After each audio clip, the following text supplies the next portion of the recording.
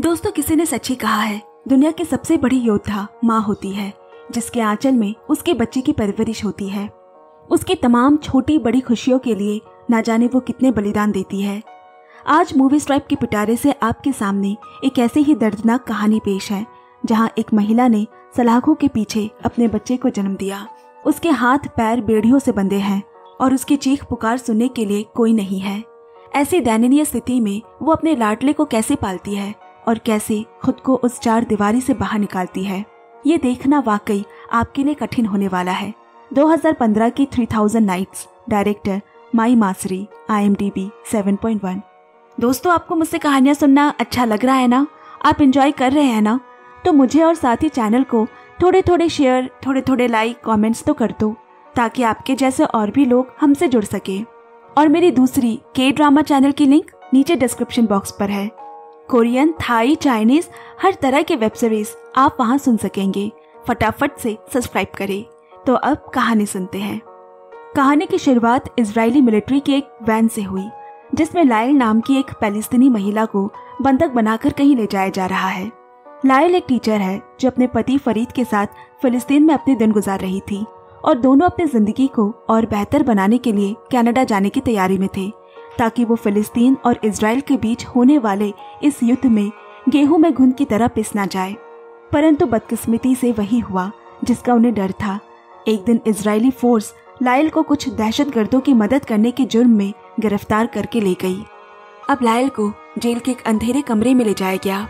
उसके दोनों हाथों को बांध दिया ताकि वो चाहकर भी अपने आप को छुड़ा न सके। वो पूरी तरह से खौफ में है। उसने जीवन में कभी भी इस तरह का कमरा नहीं देखा था, जहां ना तो हवा आने के लिए कोई खिड़की है और ना ही कोई पंखा। इससे पहले कि लायल को समझ पाती, एक इजराइल सैन्य अधिकारी ने उसके पास आकर पूछा, तुम किस आतंकवादी संगठन के सदस्य हो? लायल ने बताया कि वो कोई आतंकवादी संगठन नहीं, बल्कि एक शिक्षक है, जिसका नाता गोली बारूद से नहीं बल्कि कलम खाता से देश के उज्जवल भविष्य को संवारने से है। लेकिन उसकी बात को अनसुना करके फिर से पूछा गया, तुम्हारा यहाँ आने का क्या मकसद था? उन लोगों को कैसे जानती हो? लायल ने कहा, मैं किसी को नहीं जानती और ना ही मैंने किसी की मदद की है। वो बार बार खुद को निर्दोष साबित करने की कोशिश कर रही है। उसकी आंखों में आंसू है, लेकिन अधिकारी को इससे कोई फर्क नहीं पड़ता। गुनाह कबूलने के लिए वो लायल पर उत्पीड़न करने लगे, लेकिन फिर भी वो अपनी बात पर टिकी रहती है, जिसकी वजह से थक-हार कर अधिकारी वहां से चले गए। कुछ देर बाद कमरे में एक महिला कर्मी आई। लायल की सारी जरूरी जांच करने के बाद उसे कैदी के पोशाक में सलाखों के पीछे भेज दिया। जिस बैरक में लायल को रखा गया है, वो इजरायली महिला अपराधियों से भरा हुआ है।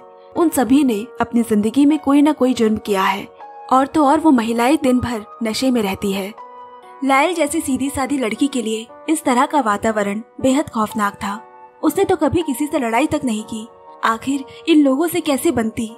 बेचारी ने बड़ी ही मुश्किल से वो रात काटी।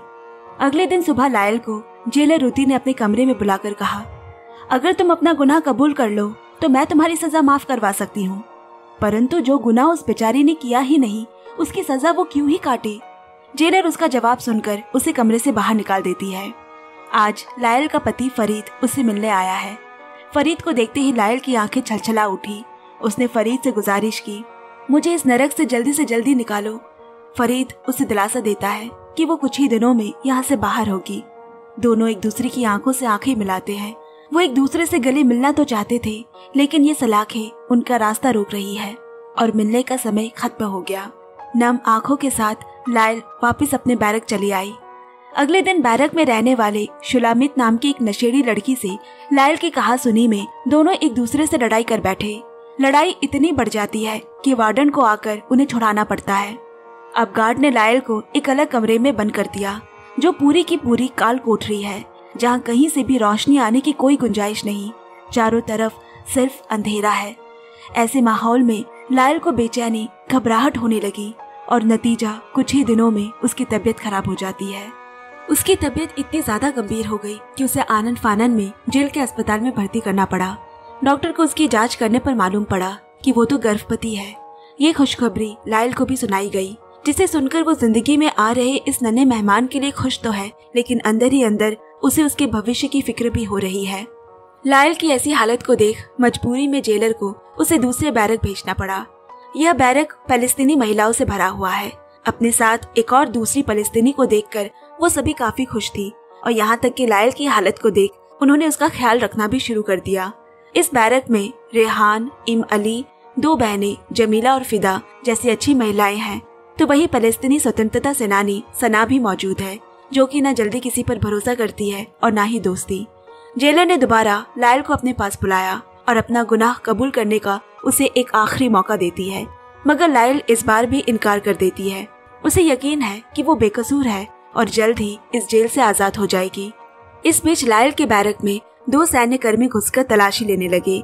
छानबीन में उन्हें कुछ खत मिले हैं जिन्हें जमीला ने अपने प्रेमी के लिए लिखा है।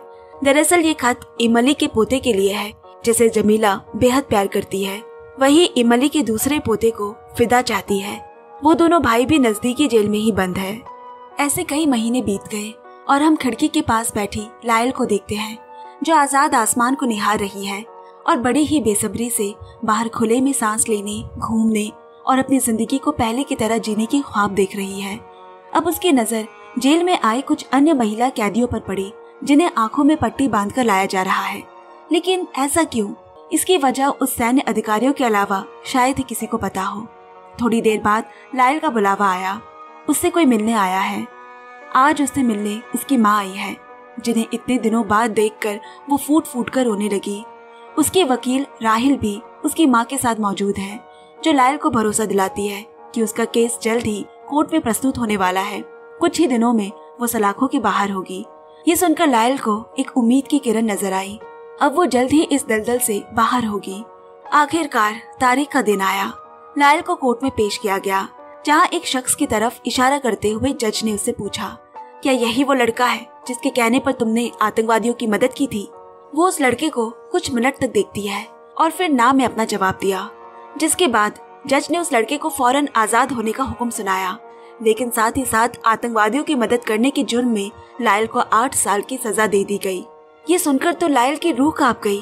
वो तो आज उम्मीद लगाकर आई थी कि यहाँ से बाइज्जत बरी होकर अपने घर जाएगी, अपने पति के साथ वो पुराने लम्हे फिर से गुजारेगी। ये क्या, एक सजा ने तो आज उसकी जिंदगी ही पलट दी। निराश और परेशान लायल वापस आम कैदियों की तरह अपने दिन गुजारने लगी। एक दिन फरीद उससे मिलने आया। मैं जल्द ही कनाडा जा रहा हूँ, यहाँ रहना मेरे लिए खतरों से खाली नहीं है। उसे डर है कि कहीं लायल की तरह उसे भी पुलिस फंसा न दे। फिर फरीद बोला, और हाँ, इस बच्चे को गिरा दो, इसी में हमारी भलाई है। अपने पति के मुंह से ऐसी बातें सुनकर लायल को जोर का धक्का लगा। उसे यकीन नहीं हो रहा कि जिस शख्स को उसने अपनी जिंदगी में इतना प्यार किया, वो आज उसे बीच राह में छोड़कर भाग रहा है। जेल में रहकर पिछले कुछ महीनों में लायल के लिए ये दूसरा सबसे बड़ा झटका था। उसे समझ नहीं आ रहा है कि वो क्या करे। अब तो उसका पति भी उसके साथ नहीं रहा। दिमाग में कई दफा आत्महत्या करने का ख्याल भी आया, लेकिन एक माँ तो माँ ही होती है। अपनी गलती की सजा वो अपने पेट में पल रहे बच्चे को नहीं दे सकती, इसीलिए उसने अपने बच्चे के लिए जीने का फैसला किया। समय के साथ साथ अब उसका दर्द भी नम पड़ चुका है, आंसू सूख चुके हैं। वो अपनी फिलिस्तीनी साथियों के साथ घुल मिलकर रहने लगी है, क्योंकि जेल की छोटी सी दुनिया ही अब उसका परिवार बन चुका है। लायल का आधे से ज्यादा समय अब उन्हीं के साथ गुजरने लगा। उन्हें एक दूसरे पर विश्वास हो गया है। एक रात बातों ही बातों में सब लायल से पूछती है कि आखिर वो यहाँ कैसे पहुंची, उसने कितने को मारा। जिस पर लायल ने बताया, मैं बेकसूर हूँ, मैंने तो आज तक अपनी जिंदगी में किसी मच्छर को भी नहीं मारा।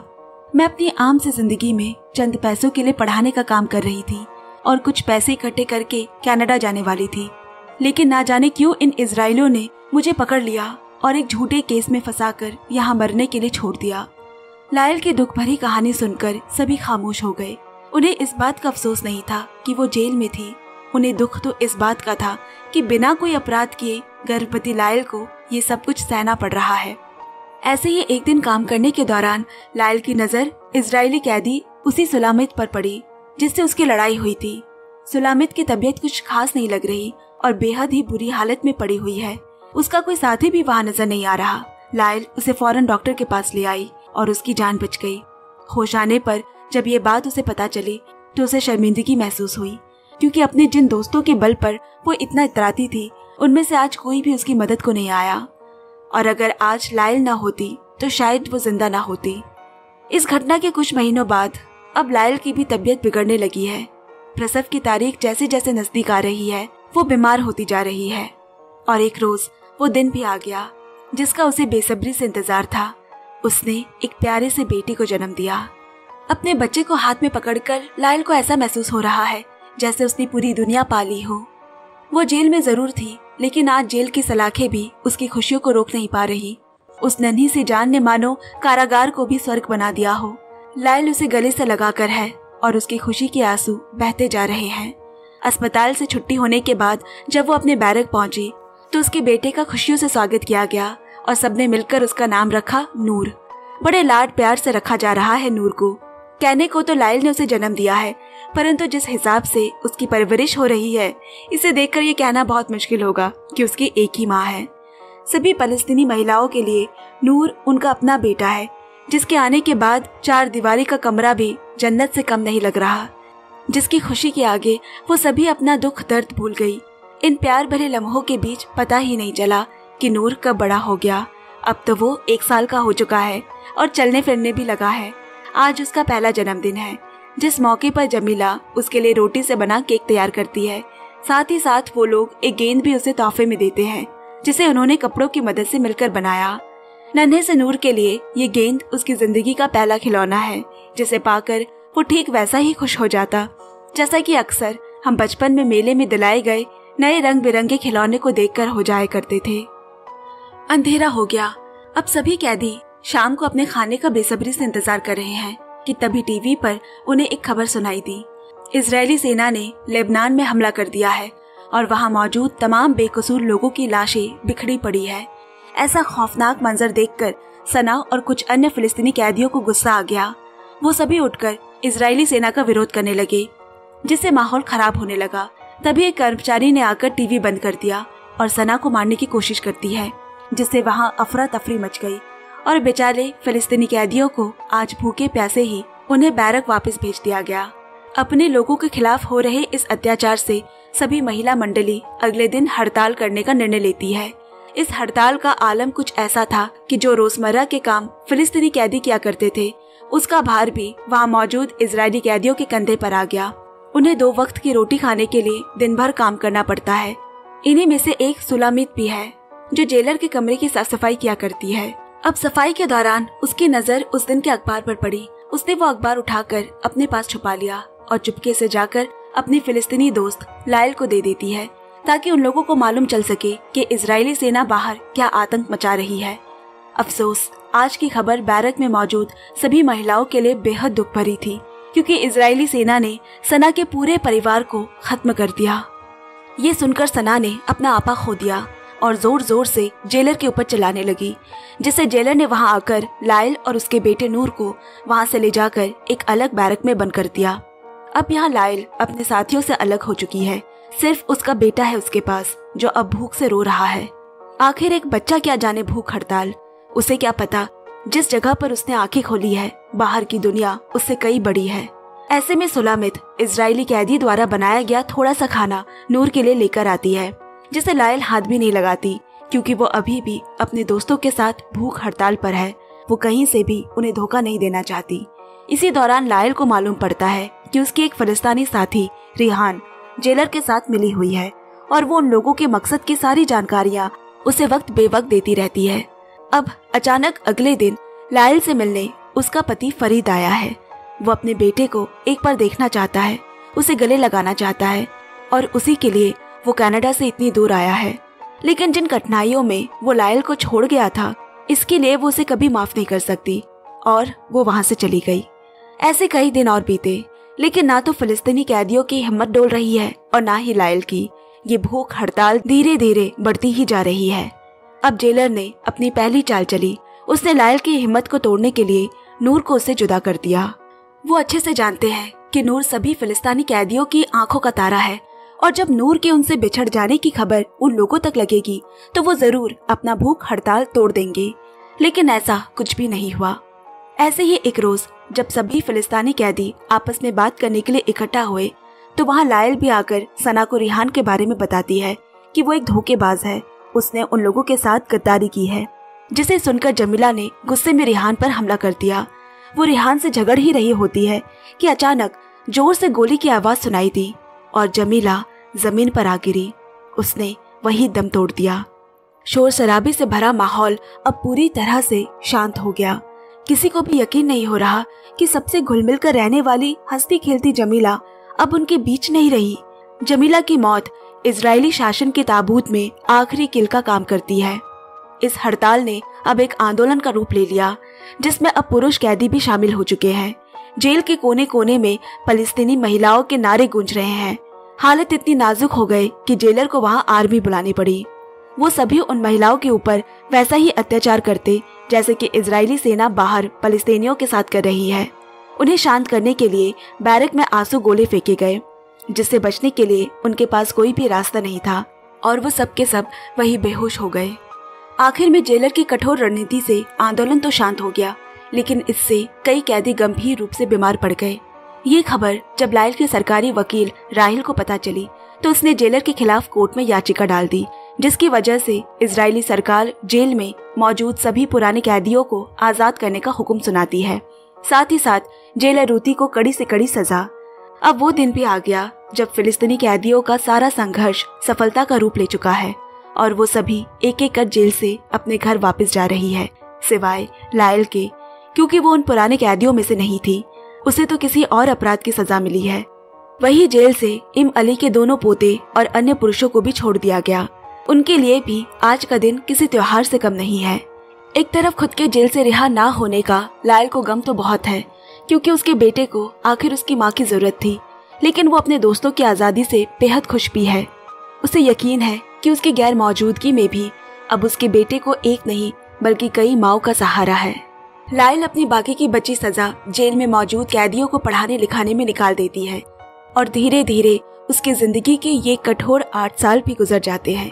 जी हाँ, वही 8 साल जिसके बीच उसने न जाने कितने उतार चढ़ाव देखे। जिसे उसने सबसे ज्यादा चाहा उसे खुद से दूर होते हुए देखा। न जाने कितनी पीड़ा सही। आज वो एक बार फिर से गुलामी की बेड़ियों से आजाद हो रही है। लायल जेल के बाहर जैसे ही निकली, उसे उसके सामने उसका जिगर का टुकड़ा नूर दिखाई दिया। काफी बड़ा हो गया है, इतना बड़ा कि अब भागकर वो अपनी माँ के गले से लग गया और माँ बेटे के इस अटूट बंधन के साथ ये कहानी भी यही समाप्त हो जाती है। दोस्तों, कहानी तो खत्म हो गई, लेकिन आपकी जानकारी के लिए बता दें कि ये कहानी सत्य घटना पर आधारित है, जो हमें दर्शाती है कि महिलाएं किसी से कमजोर नहीं होती। जब वो माँ बन जाती है तो उसकी ममता के आगे मिट्टी भी पत्थर का आकार ले लेती है, और जब बात हिम्मत की आती है तो उनके सामने सलाखें भी कमजोर पड़ जाते हैं। इसी के साथ मुझे भी इजाजत दीजिए, दोबारा मुलाकात होगी। धन्यवाद।